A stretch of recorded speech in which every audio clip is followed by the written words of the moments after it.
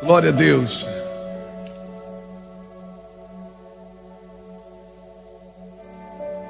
Tem mais pastor do que crente. Bênção, gente, bênção. Graças a Deus. Irmãos, nesses dias aqui nós somos muito ministrados. Muito ministrados. E como é o último dia dessa conferência, desse ano, 2025, nós temos 4 conferências aqui no Mevan, que nós consideramos 4 conferências apostólicas. Na realidade tem 6, né? Porque tem a Casa do Oleiro também e o retiro de pastoras, mulheres pastoras. Mas a primícia, que é a conferência dos primeiros dias do ano, que nós nos dedicamos a jejum e oração e a nos esvaziar de tudo, que é a convenção dos filhos, que é essa data, que é a escola de julho, a última semana de julho. Nós temos uma escola lá no Mevan Sede, a semana inteira, manhã e noite, free também, você não paga nada. E o nosso retiro de pastores em setembro, não é? Essas 4 conferências nós consideramos são 4 marcos, 4 ventos, 4 pontos que nós nos movemos há muitos anos, muitos anos. E todas elas, ela tem a sua identidade. A conferência dos filhos, o último dia, eu sempre gosto de falar, deixar uma palavra assim, pegar a tampa e botar na panela, né? Todo mundo falou muita coisa, todos nós falamos muita coisa, mas quem fez anotações sabe que se você ler as anotações que foram ditas, todos estão falando o mesmo caminho: arrependimento, quebrantamento, renúncia e vocação. E devoção, perdão. Arrependimento, quebrantamento, renúncia e devoção. E não tem como isso acontecer e você não atrair o fogo de Cristo. O fogo de Cristo, ele sempre destruirá aquilo que está destruindo você. Se você acender, se você fizer o altar, você não promove, você não produz o fogo, você atrai o fogo. O fogo arderá continuamente sobre o altar. Então, para ter fogo tem que ter altar. O seu trabalho é restaurar o altar do Senhor. Elias restaurou o altar do Senhor, mas ele não produziu fogo. O fogo ele pediu e Deus mandou. Nós não podemos ficar produzindo fogo. Produzindo fogo, porque fogo produzido é fogo estranho. E fogo estranho vai queimar o que não precisa e vai deixar de queimar aquilo que é necessário. Então o fogo de Cristo, ele sempre destruirá aquilo que está destruindo você. Fala comigo, fogo de Cristo. Deus quer derramar fogo sobre a minha vida? Não, Deus não quer derramar fogo simplesmente. Deus quer que você pare de correr atrás do incêndio e você comece a incendiar. Que você pare de correr atrás de incêndio. Ah, vou para lá porque lá tem avivamento, vou para cá porque aqui tem avivamento. Já até me sugeriram botar na entrada de Itajaí, cidade do avivamento. Não, irmão, eu não sou louco de fazer uma coisa dessa, porque, mas é profético. Não, assim, Deus não fechou monopólio com nenhuma cidade. Deus não fechou monopólio com nenhum ministério. Amém? Se uma pessoa sozinha, ela entrar num quarto, ela fazer um altar para o Senhor, o fogo de Deus virá sobre essa pessoa. A glória de Deus virá, e Deus só precisa de um incendiando. E se um atrair esse fogo, o fogo de Cristo vai te levar a viver intensamente no Espírito. Vai te renunciar, como foi dito aqui, vai te levar a renunciar facilidades. Facilidades essas que não te preparam para ser intenso, para ser uma intensa mulher de Deus, um intenso homem de Deus. Intensidade, irmãos. Nós precisamos ser intensos. Você viu aqui passar nesse altar nesses dias homens, profetas, apóstolos, mestres, evangelistas, mas todos estavam incendiados com a glória de Deus. O fogo de Cristo, ele vai transformar as suas calmas horas em estudos profundos. Você vai querer mergulhar, você vai querer comer tudo que é de Cristo. Esses mergulhos profundos no coração de Deus através das Escrituras. Eles estão festejando que eles não sabem a luta que é. Daqui a pouco eles...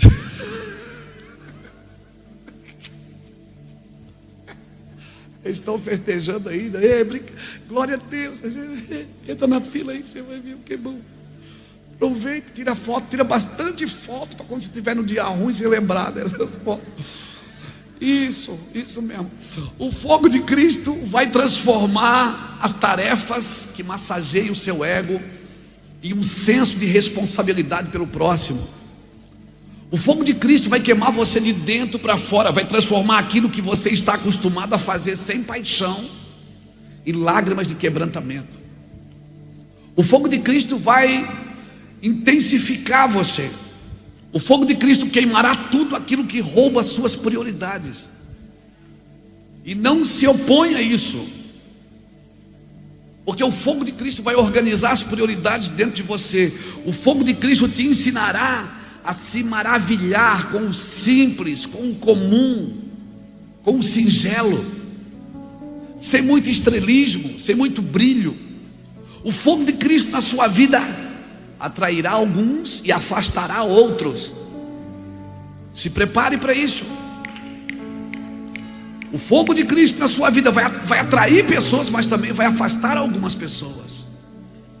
Pastor? Vai. O fogo de Cristo na sua vida moverá você de lugares físicos para lugares espirituais. Está preparado para isso, irmão? O fogo de Cristo que não vai permitir que a vulgaridade de ninguém te aflinja mais, que a ofensa de ninguém te ofenda mais. O fogo de Cristo não vai permitir que o estilo de vida de mais ninguém te constranja. Se você estiver queimando o tempo inteiro, mesmo no dia mau, mesmo no dia da tristeza, se você estiver queimando, mesmo no dia que você não está eufórico, você pode estar queimando sem estar eufórico. As verdades de Cristo têm que queimar. E se nós não suportamos a verdade, é porque não há verdade em nós. Se nós não suportamos a verdade, é porque não há verdade em nós. A verdade do Senhor me constrange. O fogo de Cristo te dará um amor real pelos outros. Vai te levar para um nível de piedade. E não é uma piedade romântica, é uma piedade verdadeira. Você vai sentir compaixão pelos outros, não é para tirar foto. E quando você sair para ajudar alguém, antes de levar sua câmera, você vai levar seu coração. O fogo de Cristo vai colocar você, tornar você um homem, uma mulher de lágrimas. De lágrimas. Você vai chorar por gente que você não conhece. Você vai pedir perdão por gente que você não conhece.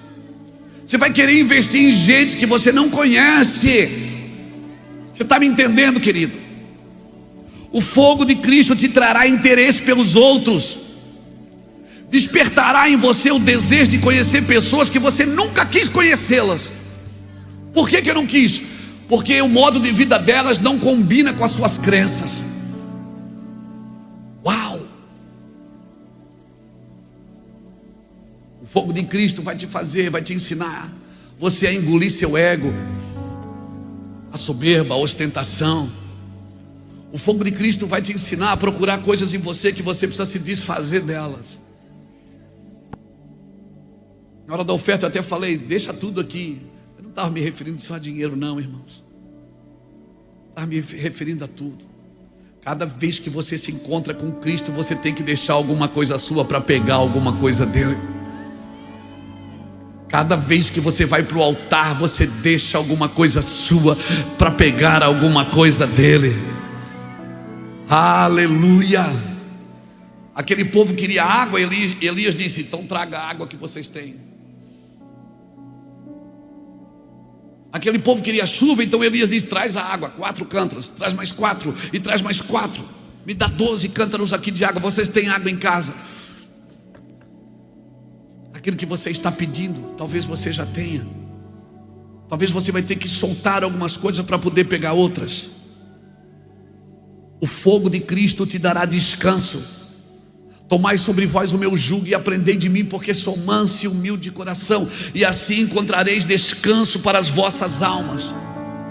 Pastor, mas é muito difícil. Mateus ministrou hoje à tarde, pastor Mateus ministrou hoje à tarde, falando para a gente estudar, para a gente se preparar. E a gente tem gente, você sabe que tem gente que tem medo de estudar porque tem medo de perder o fogo. Não, irmãos, o estudo é para organizar esse fogo que está aí dentro, que às vezes está queimando coisa que não é para queimar, e está deixando de queimar aquilo que necessita ser queimado. Olha o que diz Salmo 39, verso 3: quanto mais medito na tua palavra, mais o meu coração queima por ti. Quanto mais eu medito na tua palavra, mais o meu coração queima por ti. Então, quando você estuda, quanto mais você estuda, quanto mais você mergulha, mais você começa a queimar por Cristo. Nós estamos orando por mestres incendiados, por pastores incendiados, homens da Bíblia, homens das Escrituras, homens de um Cristo genuíno, de um Cristo ressuscitado, homens que vão queimar. Ah, meu Deus, sua espada, sua boca será como uma espada flamejante. Quando ele abrir a boca assim, você vai ver não só a sabedoria, você vai ver a glória de Deus. Ah, meu Deus, quanto mais eu medito da tua palavra, mais o meu coração queima por ti. O fogo de Cristo sempre vai destruir aquilo que está tentando destruir você. O fogo de Cristo vai te ensinar prioridades. Você vai colocar as primeiras coisas nos primeiros lugares. Salmo 27, o verso 4 diz, Davi diz: uma coisa eu pedi ao Senhor e a buscarei, que eu possa estar na casa do Senhor todos os dias da minha vida, para contemplar a sua formosura e para aprender no seu templo. Nós vamos contemplar e vamos aprender. Vamos contemplar, irmão, ninguém consegue ficar só contemplando. Você vai querer comer tudo que Deus tem na mesa. Você vai querer comer tudo, você vai querer entender cada versículo, cada vírgula, cada detalhe. Você vai estudar, meu Deus, você vai querer isso. Eu quero declarar isso em nome de Jesus. Nós precisamos colocar as primeiras coisas em primeiro lugar. Quando você e eu formos pessoas de uma só coisa, todas as outras coisas encontrarão o lugar delas na nossa vida. Quando eu e você formos homens e mulheres de uma só coisa, todas as outras coisas vão achar. Talvez você está se desfazendo de coisa que você nem precisa se desfazer. É porque você tem medo de aquilo roubar você de Deus. Aí Deus diz: não, só coloca isso no lugar certo. Só coloca isso no lugar certo. Eu torço para o meu time de futebol, eu tenho meu hobby, eu também, com a Iraci, também vou à academia. Não vou tanto que nem ela, mas eu vou. Eu também tenho meu hobby, também tenho as coisas que eu gosto, mas a minha prioridade é Cristo.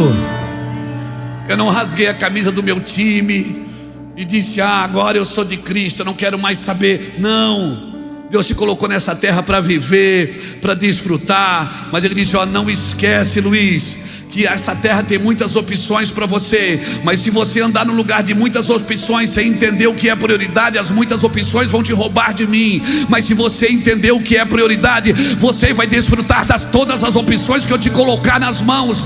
Todas as opções que eu te der, você vai desfrutar delas sem me perder de vista. Diga comigo uma coisa só é necessária: escolha a melhor parte. Marta, tua comida é muito boa. Marta, o teu serviço é muito bom. Tua casa é muito limpa. Marta, você cozinha bem, Marta. Mas agora, Marta, Maria escolheu a melhor parte. Senta aqui e aprende. Senta aqui e aprende. Escolha a melhor parte. Quando formos pessoas de uma só coisa, as outras coisas acharão o lugar delas na nossa vida. Nós precisamos de uma mudança de atividade? Não. Nós precisamos de uma mudança de prioridade.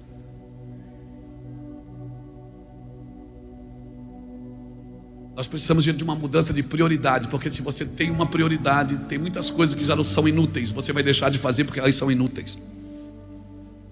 Você vai olhar para elas e dizer: isso aqui não faz mais sentido para mim. Por isso essa conferência ela tem um objetivo, que é encorajar pais e habilitar filhos.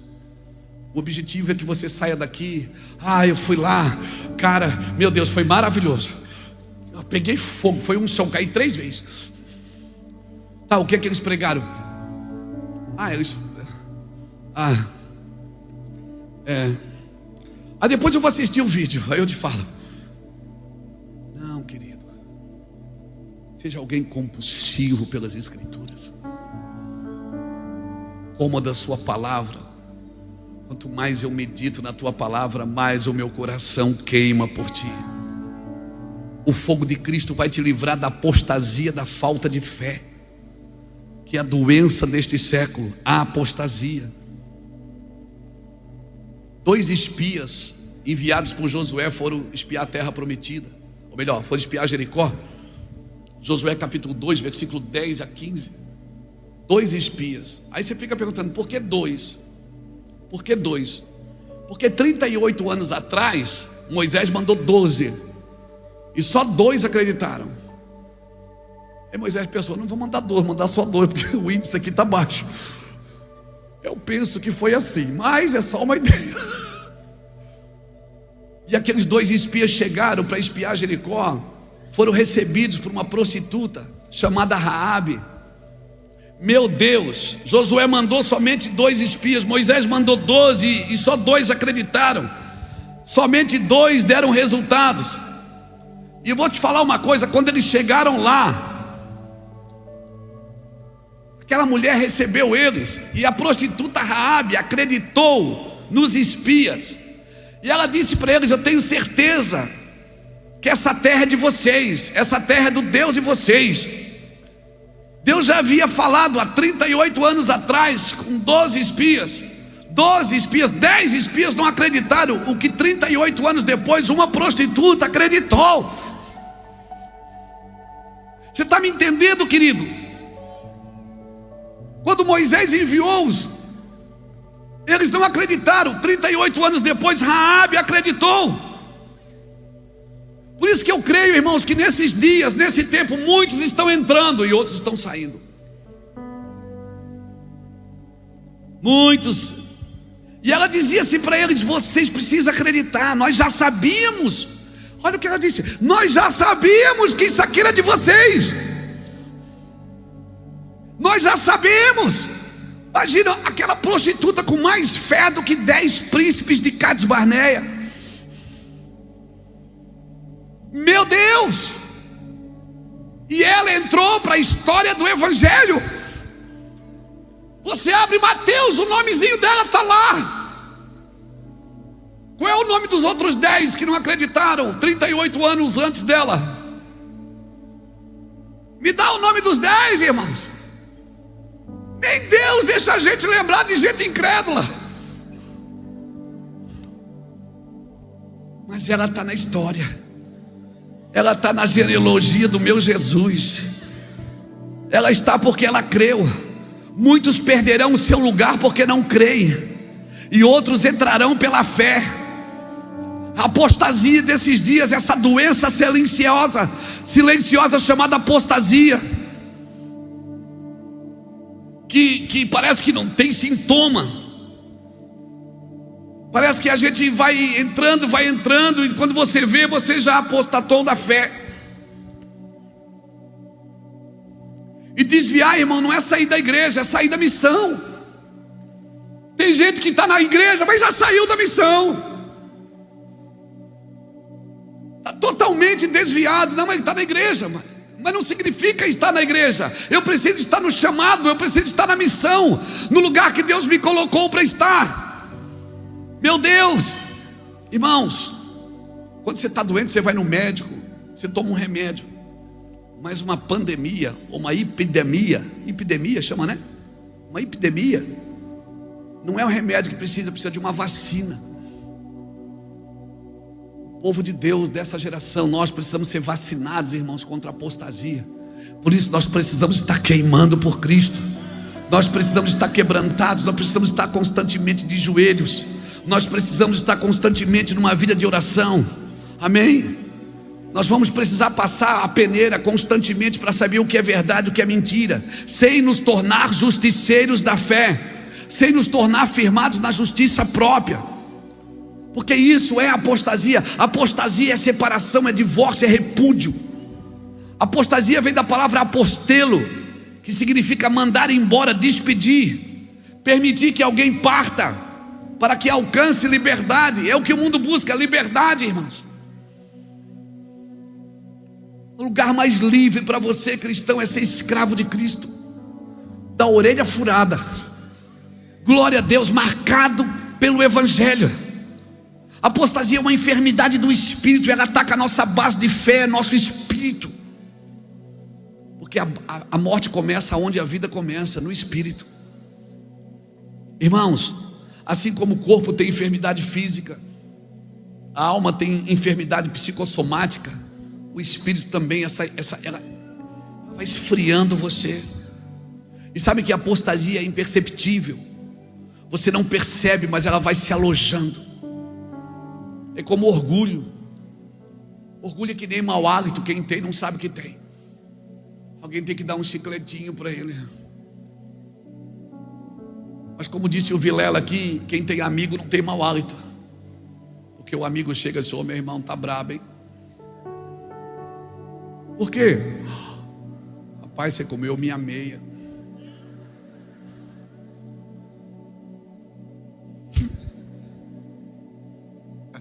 E o único que pode libertar você da apostasia é o Espírito Santo de Deus.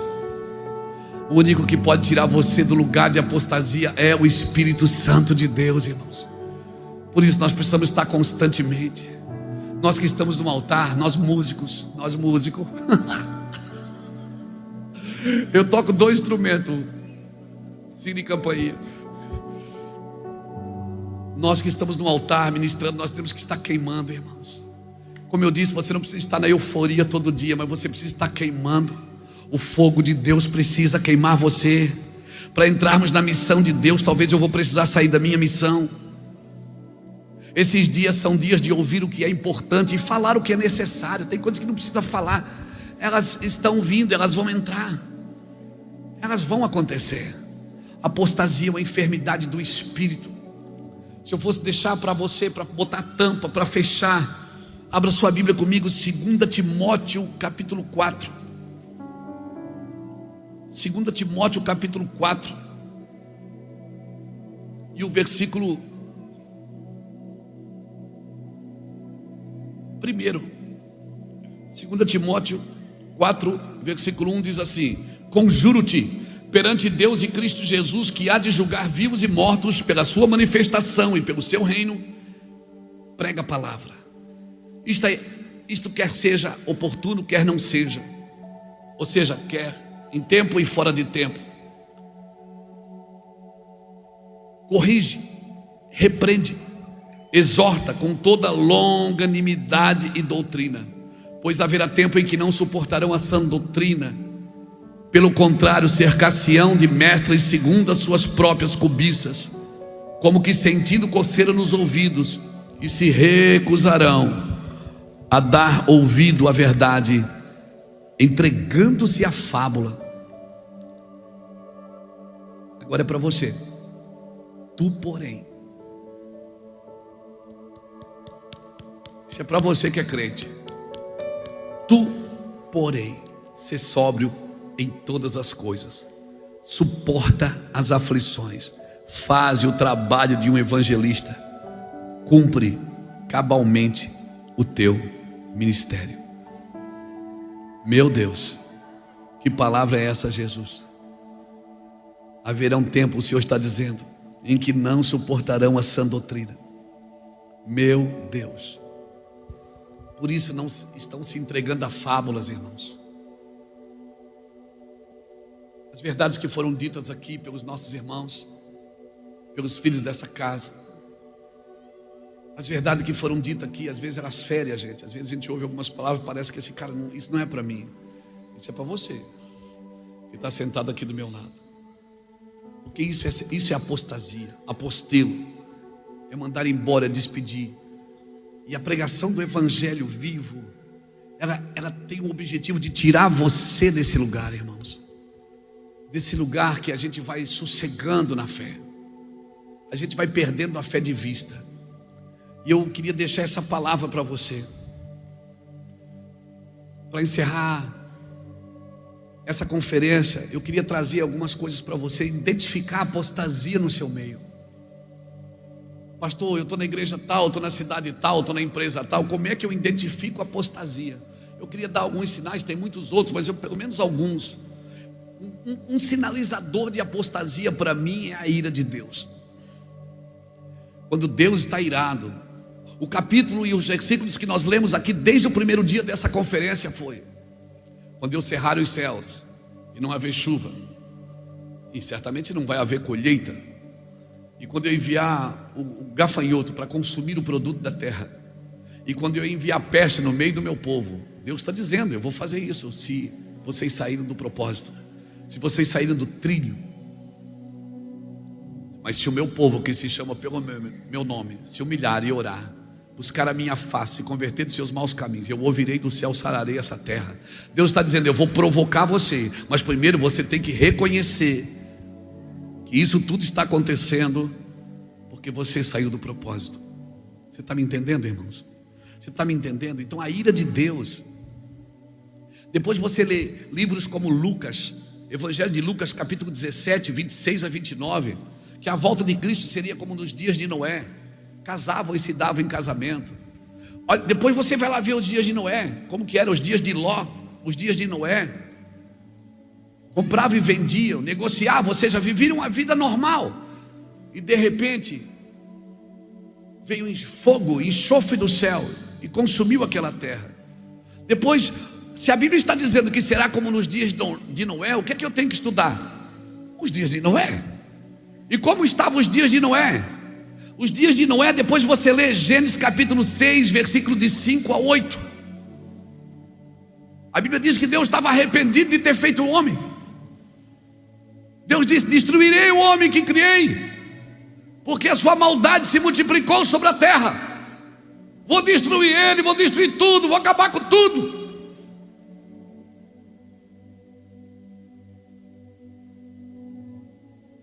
Aí no versículo 8 ou 9, Deus olha para o lado, está escrito assim: mas Noé achou graça aos olhos de Deus. Sabe o que eu vejo aqui? Eu vejo esperança.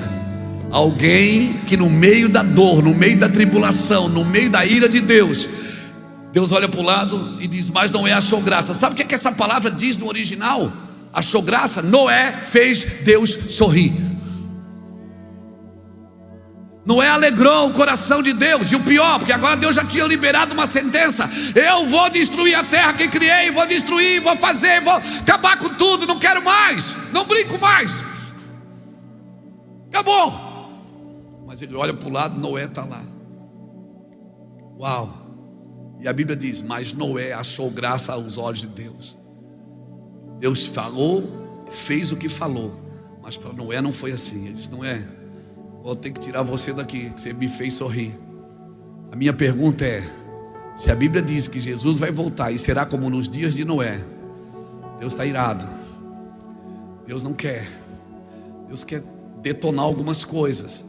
Deus quer tirar algumas coisas de circulação, como foi dito aqui pelo Mateus hoje. Tem algumas coisas que elas precisam parar. Mas será que alguém vai agradar o coração de Deus, gente? Será que tem alguém que Deus olha assim: ali o meu garoto, ali a minha menina, eles estão me agradando. Aí Deus vai dizer assim: eu estou muito irado com essa cidade, mas aquele povo ali, eu estou muito irado com essa nação, mas aquele povo ali, meu Deus, cadê os homens e as mulheres que vão adorar a Deus no meio do caos?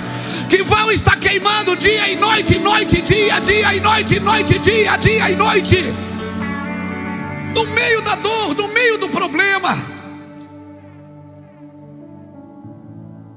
que não vão se dobrar às demandas da terra, vão agradar o coração de Deus no meio do caos. Jesus anunciou os tempos de apostasia. Ele disse que seria dia sem fé. Ele até disse em Lucas 18:8: será que o Filho do Homem achará fé na terra? Ele está dizendo que seria como nos mesmos dias que ele chegou em Jerusalém. Os religiosos dentro do templo, sem entender sua vinda. E se Deus está dizendo, sua palavra está dizendo que vai acontecer, então vai acontecer. Eu só preciso verificar sempre se isso não me contaminou. Por isso eu preciso desses exames preventivos. Buscar Cristo, a sua presença, irmãos. A presença de Deus não maquia o engano. Não maqueia o engano. Não maqueia a mentira. A presença de Deus não maqueia. A presença de Deus, todo homem que vive na presença de Deus vive em estado de arrependimento constante. Toda mulher que vive na presença de Deus vive em estado de arrependimento constante. Se arrepende quando olha, se arrepende quando fala, se arrepende quando pensa, se arrepende quando diz, se arrepende. Oh meu Deus, está todo dia fazendo um reset na sua vida, zerando o cronômetro e dizendo: Deus, vê se há em mim algum mal, sonda-me e me conhece, examina e conhece o meu coração. Para onde eu me irei do teu espírito? Para onde eu me esconderei da tua face? Se eu subir aos céus, tu estás lá. Se eu descer às profundezas do abismo, lá tu estás. Nem as trevas são escuras demais para ti, porque as trevas e a luz para ti são a mesma coisa. Oh meu Deus. Eu conheço uma pastora lá do Rio de Janeiro, lá do morro, que ela estava numa balada. Ela contou para mim, para Iraci, ela estava numa balada, e um cara na balada com ela começou a pregar para ela. E ele disse: ó, você tem que converter.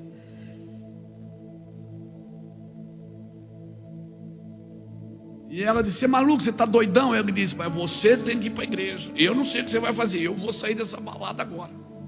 E ela converteu, ela saiu e nunca mais voltou. Hoje ela é uma pastora lá no morro. Meu irmão, ela está arrebentando. Deus está usando essa mulher poderosamente, ela e a sua casa. Porque nem as trevas e a luz para ti, as trevas e a luz para ti são a mesma coisa. Quem não vai na balada é a igreja, Deus vai. Quem não vai na balada é a igreja, Deus precisar, Ele vai. A gente não vai, a gente escolhe onde ir. Deus não, Deus diz: vai lá. Não, está amarrado, o sangue de Jesus tem poder. Quando eu apresentei uma vez o pastor Alexandre Muracava, ele disse que ele ia na zona. Muracava chegava na zona e dizia assim: quanto é que vocês gastam? Quanto é que vocês faturam aqui numa noite? 4 mil, então pega 4 mil, hoje a zona é nossa. Levava a igreja lá para dentro e fazia culto. Gente maluca. Cara, acorda. Maluco é você que fica sentado em casa com o controle da televisão na mão o dia inteiro. Maluco é você que fica sentado no videogame o dia inteiro. E Deus dizendo: vai na zona, vai na favela, vai nos lugares onde precisam de Deus. Vai queimar em algum lugar. Você está queimando, você tem que ir em algum lugar. Não, mas eu tenho medo de desviar. Então não vai. Então nem você está queimando. Eu sou do tempo que as pessoas iam para a faculdade e as mães vinham dar testemunho na igreja. Meu filho foi para a faculdade, meu filho está estudando isso, está estudando aquilo. Hoje as mães vêm na igreja fazer campanha para o filho não desviar na faculdade. Mas se tiver fogo em casa, irmão, pode mandar teu filho para onde ele quiser.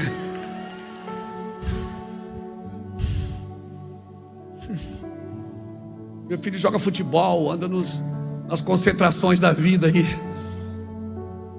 Cadê a turma? A turma foi para lá. E você? Não, eu estou aqui. Sou virgem, vou casar virgem. Deus me deu uma palavra, eu vou casar virgem. Isso é diferente, cara. Você tem que fazer as coisas diferentes. Nossos filhos têm o privilégio de nascer num lar onde Cristo reina, onde o fogo queima, onde a glória se manifesta.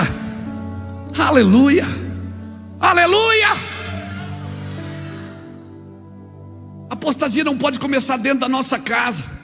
Um outro sinalizador de apostasia é um povo sem estrutura, que não suportarão a sã doutrina, ou seja, não suportarão carregar o que Deus quer colocar na vida deles, porque não tem estrutura emocional, não tem estrutura mental.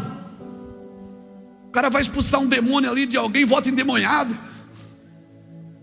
O que foi? Ai, retaliação. Só tem retaliação se tiver carne. O diabo não pode retalhar o espírito, irmãos. O diabo não pode retalhar o espírito.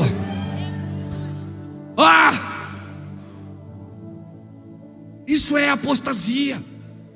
É um povo que se mete a fazer coisa que não tem estrutura para fazer. Não ora, quer orar. Não busca, quer que os outros busquem. Não investe, quer que os outros investem. Ele está falando.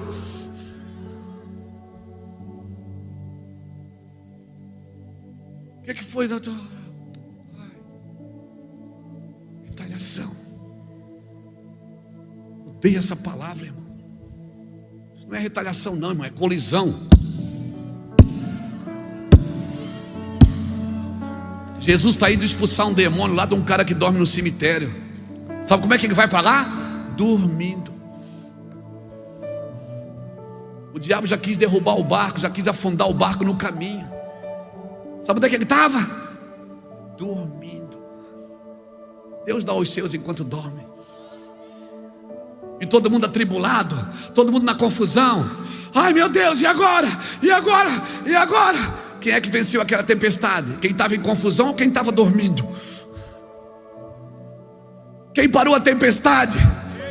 É quem estava na confusão por causa dela ou quem estava dormindo no meio dela? Deus te dá autoridade quando você aprende a dormir na tempestade. Você vai vencer toda a tempestade que você aprendeu a descansar nela. Sai dessa apostasia confusa, desse lugar confuso, irmãos. Quando ele chegou lá, o diabo já estava vencido. Ele veio e se prostrou diante dele.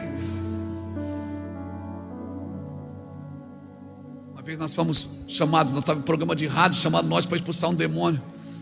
Aí eu fui. Quando eu entrei, pisei no cercado, o diabo gritou lá de dentro: eu te odeio. Eu digo: é dois.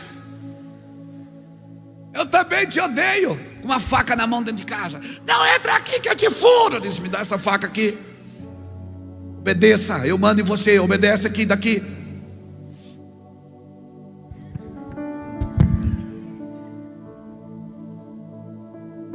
Se assente. Eu não gosto de você. Eu também não gosto de você. Também te odeio.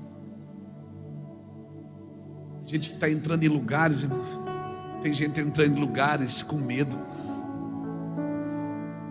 Entrando em lugares, essa terra não é do diabo. Ele deu aos filhos dos homens. Essa terra é minha. Essa terra aqui é minha. Quem vai sair daqui é tu, Satanás. Quem vai deixar esse lugar é tu, diabo.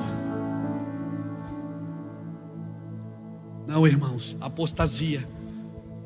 Por um povo que não suporta a presença de Deus porque não tem estrutura. Não foram preparados para carregar um peso de glória. Não são preparados, são preparados só para receber bênção. Quem veio buscar a sua vitória? Todo mundo levanta a mão. Quem veio buscar a sua bênção? Quantos tem estrutura? Não tem. Irmãos, não tem. São preparados só para receber bênção, mas não suportam a verdade. Não suportam a cruz. O mínimo que carrega é a Bíblia. O mínimo que carrega é a Bíblia. Se não suportam a verdade, como viverão em verdade? Como propagarão a verdade? O terceiro sinalizador de apostasia para mim é ouvir o que me agrada. É ouvir o que me agrada. Sentirão coceira nos ouvidos.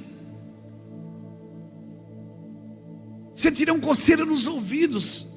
Um pastor, quando ele soltava a ovelha no pasto, ele passava óleo na cabeça dela para ela poder pastar, para as moscas não ficarem azucrinando a vida dela. O Deus da mosca é Beuzebu. Ovelha ungida não ouve mosca, irmão. Ovelha ungida, se ela está firmada na verdade, quando alguém vem com alguma pitada de engano, ela diz: epa, pare aí, aleluia, amém, irmãos. Existia uma mosca que comia o cérebro dessas ovelhas, ela entrava pelo ouvido e ficava ali dentro. Por isso que eles passavam óleo. E Davi no Salmo 23 é lindo, né? Ele diz: o Senhor é meu pastor e nada me faltará. Deitar-me faz em verdes pastos verdejantes, guia-me mansamente às águas tranquilas, refrigera minha alma por amor do seu nome. E ainda que eu ande pelo vale da sombra da morte, eu não temerei mal algum, porque tu estás comigo, a tua vara e o teu cajado me consola. Prepara uma mesa na presença dos meus inimigos, unge a minha cabeça com óleo e o meu cálice transborda. Davi está dizendo: se eu sou ungido, o vale da sombra da morte não me incomoda. Vocês ouviram testemunhos aqui de Djalma, do pastor Dinho, de homens que passaram pelo vale da sombra da morte, o famoso pé na cova. estavam aqui falando, ministrando. Porque se você é um homem ungido, uma mulher ungida, a morte não te assusta. Porque quem está vivo nunca morrerá. Amém? Para mim, outro sinalizador de apostasia, e esse é brabo e pesado. Se arruma na cadeira, se arruma. Isso, aperta o cinto. Isso, porque esse é brabo. Para mim, um dos sinalizadores de apostasia é isso que eu vou te falar: gurus particulares. Pessoas que têm gurus particulares estão em apostasia. Vão procurar pregadores, vão se cercar de mestres segundo as suas próprias cobiças. Vão estar atrás de gurus particulares e, se precisar, pagam para ouvir aquilo que querem. E se tem gente comprando, é porque tem gente vendendo. Mas o meu Jesus vai expulsar os compradores e os vendedores.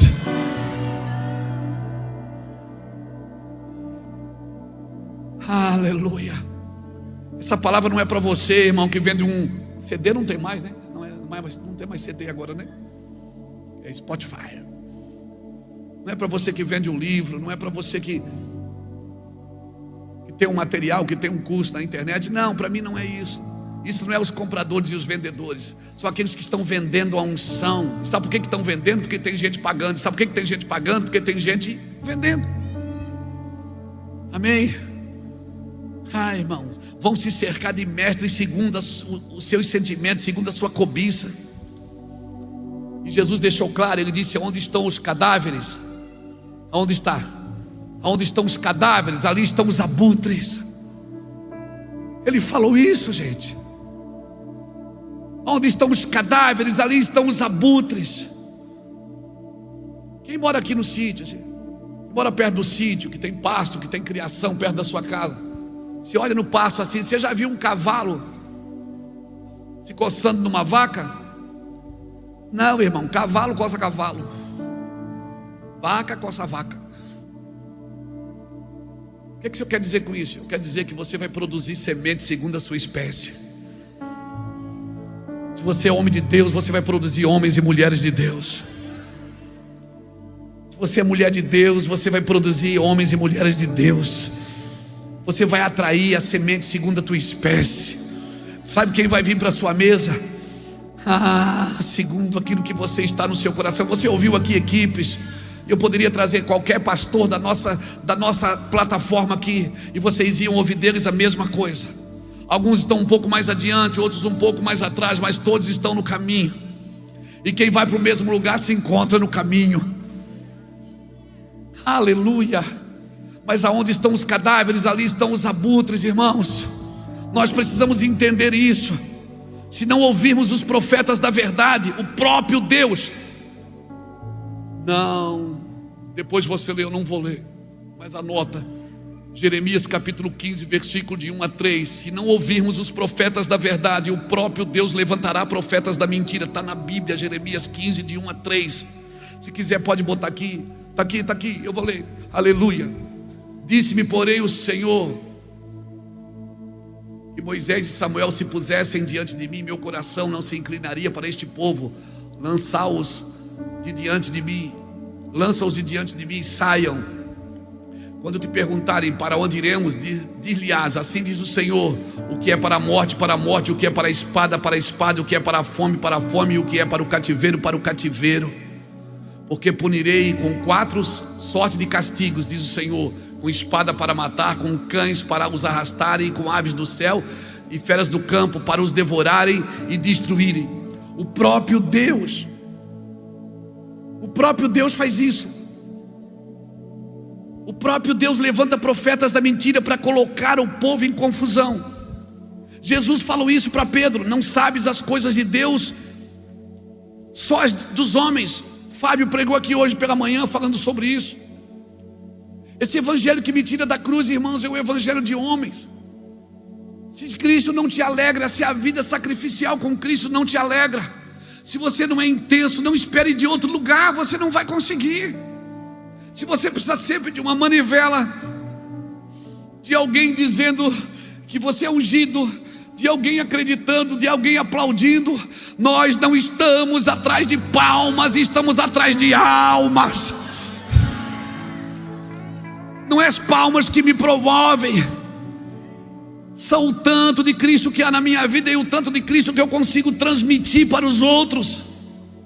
Líderes de firmes consciências não são líderes de cegueira espiritual. Ele disse que enviaria cães. Cães? Paulo deixou claro aos Filipenses, capítulo 3, ele disse: acautelai-vos dos cães. Quem são os cães? Bota ali para mim Isaías 56, de 9 a 11. Quem são cães? Isaías, vou aqui de novo, na Bíblia. Vós todos os animais do campo, todas as feras do bosque, vinde comer. Tais cães são gulosos, nunca se fartam. São pastores que nada... Não, volta lá nos pastores que nada compreendem, irmão. Volta no 9, irmão. Tais cães são gulosos, nunca se fartam. São pastores que nada compreendem. Todos se tornam para o seu caminho, cada um para a sua ganância. Todos, sem exceção. Quem são cães então? Pastores gananciosos,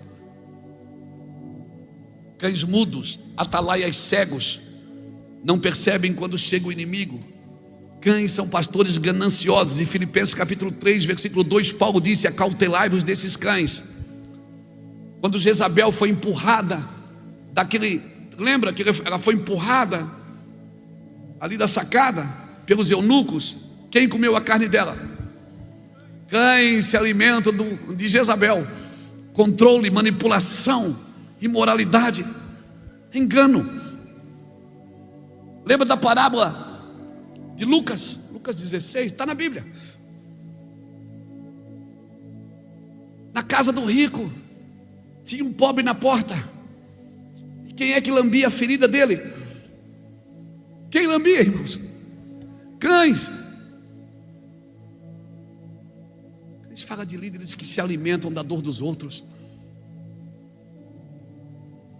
que não curam, não trabalham para curar, se alimentam da dor das pessoas. E até é bom que elas não sejam curadas nem transformadas, porque elas estão sempre voltando. Não, irmãos, cães não se alimentam da dor dos outros. Nós não podemos nos alimentar da dor dos outros, porque nós não somos cães. E Jesus deixou claro, ele disse: ficarão de fora os cães. Isso gera apostasia, irmão, sinalizador de apostasia. Líderes que não são de firmes consciências, gurus particulares, líderes que têm gurus particulares. Um pastor cego, irmãos, sabe o que ele quer? Ele quer que Deus realize seu sonho. Mas um pastor de visão, sabe o que ele faz? Sabe o que ele faz? Ele renuncia os seus sonhos para viver a vontade de Deus. Um pastor de visão renuncia. Eu nem vou falar da falsa circuncisão. Para ir terminando, outro sinalizador de apostasia. Se arruma na cadeira aí, irmão. Isso. Cultos por habilidade. Cultos por habilidade. Sabe que nós temos habilidade hoje para fazer cultos sem Deus?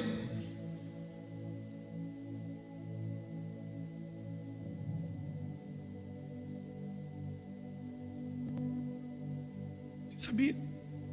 Uma vez eu fui pregar numa igreja, era conferência do Espírito Santo, tinha tudo lá, menos o Espírito Santo.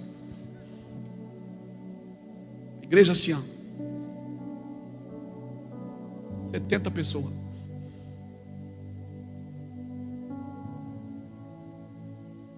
Eu digo: o que eu vou falar na conferência do Espírito Santo? O Senhor diz: fala do Espírito Santo. Eu disse: mas eles não acreditam como nós acreditamos no Espírito Santo. Para ele o Espírito Santo é um nuance, é um arrepio, é um calafrio. Não é uma pessoa que eu converso e ele responde. Não é uma pessoa que me chama no meio da noite pelo nome. Oh, meu Deus. E naquela época nós tínhamos uma banda, e a gente tinha feito uma música chamada Deus Grandão. E o refrão da música dizia assim, ó: Deus grandão, grandão, grandão, mas cabe no meu coração. E aí os meninos tudo animados com a música, né? Pastor, vamos cantar Deus grandão. Eu disse: Deus me livre, cantar Deus grandão aqui. Nós vamos ser expulsos. Não, irmão, canta mais perto, eu quero estar. Canta música de velório. E aí o pastor me chamou e disse assim: ó, a gente vai até tal hora. Você consegue falar em 40 minutos? Eu disse: consigo, pastor. Porque tem não sei o que, tem não sei o que, todo mundo cantou, todo mundo falou, apresentou todo mundo. Depois meus 40 minutos, eu disse: o que eu vou falar do Espírito Santo? Mas como é que você vai pregar sobre o Espírito Santo sem sentir o Espírito Santo, sem saber que ele... Meu Deus. E eu comecei a andar de um lado para o outro com o microfone, dizendo: Ele está aqui. Ele está aqui agora. E ficava olhando assim, ó. Quem está aqui? Eu disse: Ele está aqui. Ele veio. E Ele veio por causa de você. De repente, irmão, eu tirei o microfone da boca e disse: Espírito Santo tem que vir aqui agora me ajudar. Eu não quero cair no culto da habilidade. Eu não quero cair na habilidade. Eu não quero desviar para habilidades. O senhor não vir, está tudo certo. Eu fecho a Bíblia e vou embora. De repente, irmão, uma mão aqui na frente começou. Oh glória, quando uma mão levanta, irmão, meu Deus, sua dor. E tinha um homem sentado na primeira fila, o queixo dele começou a tremer. E ele queria parar, e botou a mão, e a mão falou assim: Senhor. Eu fui dando uma animada. Eu disse: Ele está chegando. Ele está chegando aqui agora. Ah, irmão, uma senhorinha de coquezinha levantou e começou. Meu Deus, irmão. Eu olhei para trás e disse: Deus grandão neles. Toca Deus grandão agora. E eles começaram: Deus grandão. Irmão, aquele pastor que me deu 40 minutos, já tinha passado 1h40. Ele estava debaixo das cadeiras nadando. E ele dizia: tem fogo, tem fogo, tem fogo aqui. Tem fogo de Deus aqui. Tem glória de Deus aqui nesse lugar. Aleluia. Eu não me envergonho do Evangelho, porque é poder de Deus. É poder de Deus.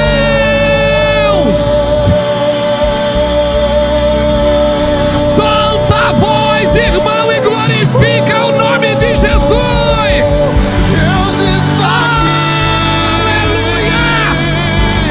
Deus está aqui.